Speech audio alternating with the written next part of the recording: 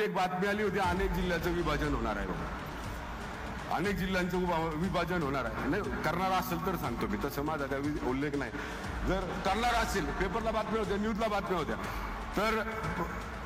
तर भाऊ आमची इच्छा अशी आहे, किल्ले शिवनेरीचा इथं आमदार उपस्थित आहे, आम्ही पण मागणी केली होती.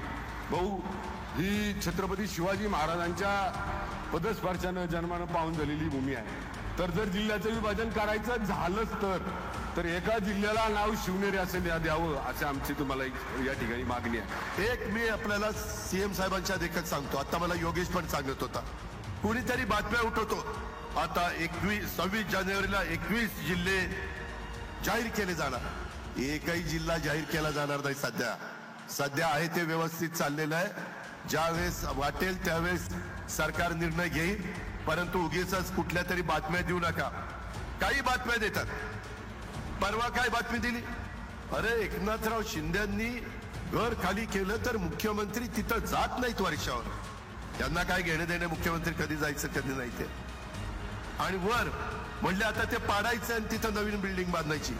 मुख्यमंत्र्यांच्या लेखीचा 10वीची परीक्षा आहे, ती एकुलती एक असल्यावर ती म्हणेल ते मुख्यमंत्र्यांना ऐकावं लागतं असली कामं. त्याच्यावर ती म्हणाली की बाबा माझी परीक्षा झाल्यावर आपण वर्षावर जाऊ. टीव्ही चॅनल आले रोज, कोणतरी सकाळी भोंगा वाजतो आणि मग ते सांगतात आता असं होणार, आता तसं होणार, आता हे तिथं आमकं काय पुरलंय, तमची शिंग पुरली काय.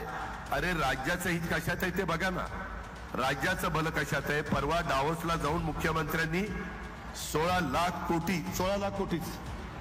लाख कोटी रुपयाची गुंतवणूक आपल्या राज्यात ते आणतायत. तरुणींना काम देण्याच्या करता ते प्रयत्न करतायत. आम्ही सगळेजण त्या ठिकाणी साथ देतोय. आणि काहीतरी अशा बातम्या लावायच्या आणि मग त्या बातमीदाराला विचारलं का रे अशी बातमी लावली. दादा त्याच्याशिवाय आम्हाला TRP मिळत नाही. अरे तुझा TRP मिळायला वर्षा कशाला पाहिजे, ही कुठली पद्धत. आता महेशने बोलताना सांगितलं, त्याला काय वाईट वाटलं माझं नाव घ्यायला मला माहिती नाही, परंतु अख्ख्या पिंपरी चिंचवडला माहिती आहे. 92ला मी तुमचा खासदार झालो, 92 ते 2017 कुणी पिंपरी चिंचवड सुधारवलं. 25 वर्ष झाली. प्रत्येक गोष्ट मी तिथं लक्ष देऊन करत असतो. आणि या इमारती अधिकाऱ्यांना विचारा, कितीदा बसत असतो, कितीदा चर्चा करत असतो, मार्ग काढत असतो.